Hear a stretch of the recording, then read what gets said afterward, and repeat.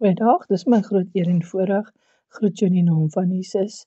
Vandag deel ek graag hierdie stukkie woord met die tema word rustig en luister. 1 Konings 19 vers 12. Na die aardbewing was daar 'n vuur, maar in die vuur was die Here nie. En na die vuur was daar 'n fluistering in die windstilte.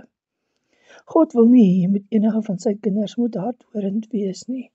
Hy wil nie hê enigeen van ons moet geestelik in so 'n toestand wees, dat hy moet skreeu om ons aandag te kry nie.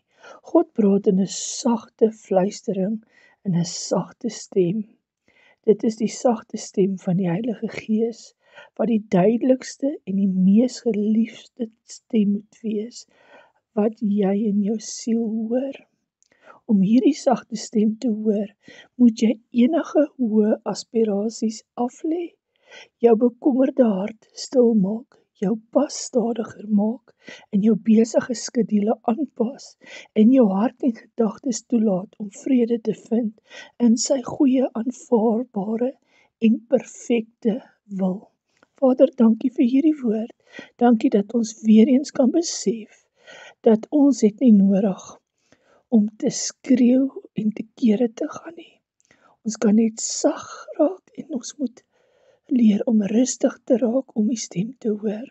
Vader, baie dankie vir hierdie woord. Mag hierdie woord op vrugbare grond val. Ons bid dit in U naam alleen.